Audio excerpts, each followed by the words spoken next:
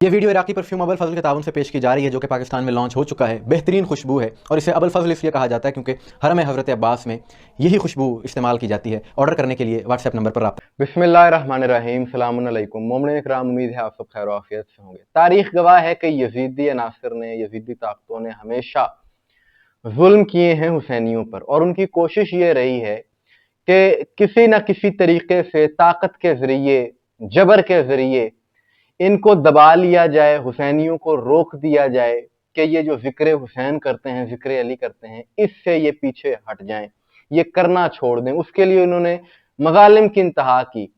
तारीख इस चीज से भरी पड़ी है। उमवी व अब्बासी हुकूमतें हों, उसके बाद की हुकूमतें हों, आज तक ये सिलसिला जारी है, मगर हुसैनी हमेशा हक पर डटे रहे। और तारीख में ऐसे वाकयात भी मिलते हैं कि बुजुर्ग उलमा पर, ज़ईफ लोगों पर जुल्म किए गए, तशद्दुद उन पर किया गया। जैसे कि काजी नूरुल्लाह शोस्त्री का वाकया मशहूर है कि पता चल गया कि अली का मानने वाला है, शिया है, तो इस कदर उन्हें तकलीफ दी गई और उन्हें शहीद किया गया। अब ये तो माफी की बातें हैं, पुरानी बातें, और हो सकता है कि किसी के दिल में अगर तासुब हो तो वो ये बातें ना माने, वो कहे जी कि ये शिया अपनी तरफ से करते हैं। जमाना अब बदल गया है, लेकिन सिलसिला वही चल रहा है हुसैनियत और यजीदियत का। और आज भी यजीदियों की कोशिश यही है किसी तरीके से जिक्र हुसैन को रोक दिया जाए। इसके लिए वो हर किस्म की हदें पार करने को तैयार है। और जैसा कि मैंने कहा कि बुजुर्ग उलमा पर भी इन लोगों ने तशद्दुद किया, तारीख में ये वाकयात मौजूद है। ऐसा ही एक और वाकया मौजूदा दौर में देखने को मिला है कि मुल्क शाम में शिया मसलक के बुजुर्ग आलमदीन शेख रसूल अश-शहूद के, जिनका ताल्लुक शाम के शहर हुम्स से है, वहां पर एक गांव है अल मजरा। याद रहे कि जब से शाम में यजीदी नासिर की हुकूमत आई है, तब से उन्होंने जिक्र हुसैन पर पाबंदियां लगा रखी हैं। इसी तरह इस गांव में भी उन्होंने पाबंदी लगाई आशूरा के जुलूस पर, अज़ादारी पर, मजालिस पर। तो इन हालात में, इन पाबंदियों के खिलाफ यही शिया आलमदीन के, जिनका नाम शेख रसूल शहूद है, उन्होंने आवाज उठाई, अपने बयानात से मोमिनीन में जज्बा पैदा किया, जिसका नतीजा ये हुआ कि कम तादाद होने के बावजूद, इस गांव में मोमिनीन की तादाद कम है, बहुत ज्यादा नहीं है, उसके बावजूद और तमाम तर पाबंदियों के बावजूद यौम आशूरा, आशूरा का जुलूस भी निकाला गया, अज़ादारी हुसैन भी हुई। फिर तकफीरियों ने सोचा कि हमारा एजेंडा तो नाकाम हो गया, हम जो चाह रहे थे वो तो हो नहीं सका।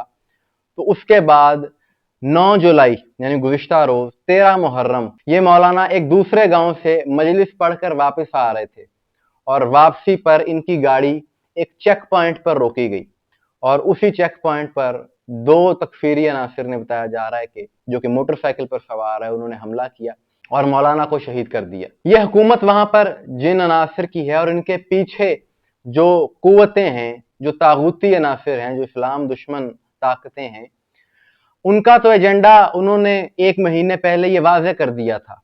और उन्होंने ये बात कही थी कि जी अगर आप हुसैनियत को मिटाना चाहते हैं तो इनके उलमा को आपको निशाना बनाना पड़ेगा। और अब वही कुछ वहां पर किया जा रहा है। इस पर हम तफसीली बात कर चुके हैं, लेकिन वो अनासिर ये बात नहीं जानते कि ताकत के जरिए, हुकूमत के जरिए या इस तरह के इकदामात के जरिए हुसैनियों को दबाया नहीं जा सकता, क्योंकि तुम्हारी कोशिशें तो 14 सदियों से जारी हैं, फिर भी तुम नाकाम रहे हो और नाकाम ही रहोगे।